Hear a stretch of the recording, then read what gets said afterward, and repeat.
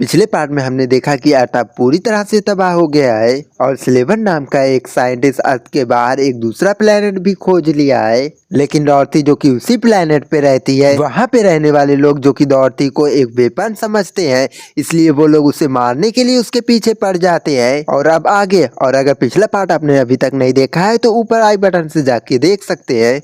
डॉर्थी को कई सारे आदमी वहां से अपने साथ लेकर जाने लगते हैं, लेकिन अचानक से तेहो आके डॉर्थी को उससे छीन लेता है और साथ ही उस आदमी को भी मार देता है। लेकिन तभी वहां पे उसके जैसे कई सारे और आदमी आ जाते हैं और तभी टाइगर भी वहां पे आ जाता है और वो सभी लोग मिलके उन्हें मारने लगते हैं। और जब ये लोग उस आदमी का मास्क हटाते हैं तब ये देखकर वो लोग एकदम से हैरान हो जाते हैं, क्योंकि वो आदमी कोई और नहीं बल्कि वही होता है जिसे ये लोग डेबरी बेचते हैं। दूसरी तरफ रिपोर्टर सलीवन को एक्सप्लेन करता है कि मार्स पे उन लोगों को उनके इकोनॉमिक स्टेटस के हिसाब से नहीं भेजा जा रहा है, बल्कि उन्हें उनके डीएनए के हिसाब से भेजा जा रहा है।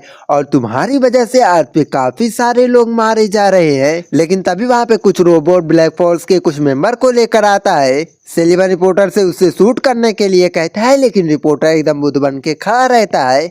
अब गुस्से में आके सलीवन उस रिपोर्टर को ही मार देता है। इधर टाइगर और बाकी सभी लोग उनसे बात कर रहे होते हैं। तभी डॉर्थी टॉयलेट करने के लिए कहती है। ये देखकर सभी को पता चल जाता है कि डॉर्थी भी एक इंसान ही है। एक लाइट की मदद से ये लोग देखते हैं कि उन सभी के चेहरे पे भी टैटू है। इसका मतलब वो भी ब्लैक फोर्स के मेंबर है। इन्हें पता चलता है कि ब्लैक फोर्स कोई टेररिस्ट नहीं है। वो बताता है कि डॉर्थी एक बीमारी के साथ पैदा हुई थी। उसे ठीक करने के लिए उसके फादर कैंग ने उसके अंदर नैनोबोट्स को डाला। इस वजह से डॉर्थी की तो बीमारी ठीक हो जाती है, लेकिन इसकी वजह से उसके अंदर पेड़ पौधों को जिंदा करने की पावर्स आ गई, यानी कि वो अर्थ को एक बार फिर से रिवाइव कर सकती है, जिसकी वजह से उन्हें सलीवन के मार्स प्लेनेट की जरूरत नहीं पड़ेगी। जब सलीवन को इसके बारे में पता चलता है तब वो डॉर्थी को मारने के लिए अपने कुछ आदमी को भेजता है, लेकिन डॉर्थी को नहीं मार पाते वो लोग, क्योंकि असल में डॉर्थी को तो मारा ही नहीं जा सकता है, क्योंकि एक नैनोबॉट्स को खत्म करने के लिए हाइड्रोजन बॉम्ब्स का यूज करना पड़ेगा।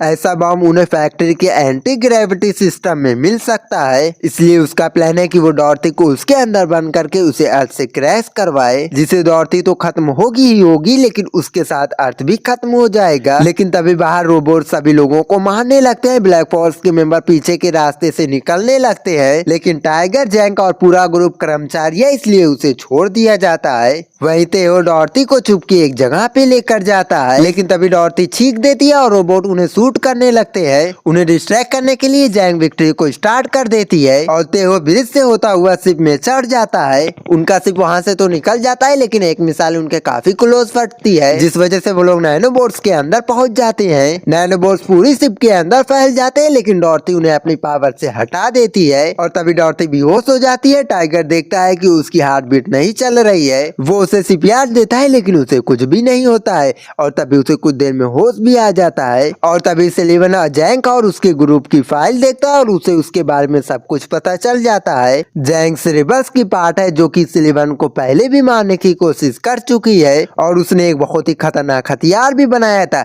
टाइगर अर्थ पे बहुत ही खतरनाक गुंडा था। तेहो पहले सोल्जर का पार्ट तो था, लेकिन इसके बाद उसे कैंग का मैसेज आता है और वो उसे मिलने के लिए बुलाता है। जब वो लोग कैंग से मिलने के लिए जाते हैं, जैंक वहाँ पे देखती है कि वहाँ पे काफी सारी मशीन लगी हुई है, जिनके एक्टिवेट होते ही सारी मशीन बंद हो जाती है। लेकिन तभी वहाँ पे रोबोट्स आके कैंग और बाकी सभी लोगों को मार देते हैं। जैंक का ग्रुप उनसे लड़ भी नहीं पाता है। सुलिवन जैंक और उनके साथियों को छोड़ देता है और उन्हें कुछ पैसे भी देता है। वो अपने लोगों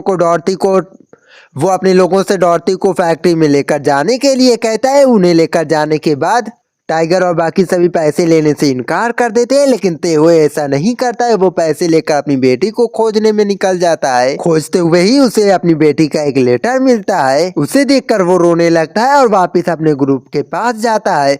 वहीं डॉर्थी को हाइड्रोजन बॉम्ब के सामने बांध दिया जाता है और उसे अर्थ की ओर भेज दिया जाता है। तेहो सिर्फ उड़ाता है, लेकिन उसके पीछे आने वाली सभी एनिमीज को जैंक मारती है। वो लोग बड़ी मुश्किल से फैक्ट्री के अंदर जाते हैं, जहाँ पे उन्हें डॉर्थी मिलती है। जैंक देखती है कि बॉम्ब फैक्ट्री के अंदर ही है, उसे एक्टिवेट करना होगा और उसे डॉर्थी से काफी दूर लेकर जाना होगा। लेकिन तभी वहाँ पे एक रोबोट आ जाता है, जो कि तेहो और जैंक को बड़ी आसानी से हरा देता है। और तभी उसके सामने टाइगर आ जाता है उससे लड़ने के लिए। टाइगर उसे काफी देर तक लड़ता है और आखिर में अपनी कुल्हाड़ी की मदद से उसे खत्म कर देता है। इसके बाद वो लोग वहाँ से निकलते हैं और बाकी स्लीपर से कांटेक्ट करके उन्हें सिलिवन का प्लान बनाते हैं और उनके पीछे काफी सारे रोबोट्स पड़ जाते हैं। जैसे ही वो लोग फैक्ट्री से बाहर निकलते हैं उनके सामने काफी सारे स्लीपर्स होते हैं जो कि उनकी मदद करने के लिए आए होते हैं। वो लोग सभी लोगों को मारते हैं जिससे वो लोग डॉर्टी को लेकर वहाँ से चले जाते हैं। तभी सिलिवन की असलियत जो कि बॉब्स ने रिकॉर्ड की थी उसे न्यूज पे चलाया जाता है। ये देखकर सिलिवन एकदम से पागल हो जाता है और वो अपनी शिप से उन्हें मारने के लिए निकल जाता है। वो लोग सिलिवन के ऊपर शूट करते हैं लेकिन तभी उनकी शिप एक भारी टावर के बीच में फंस जाती है।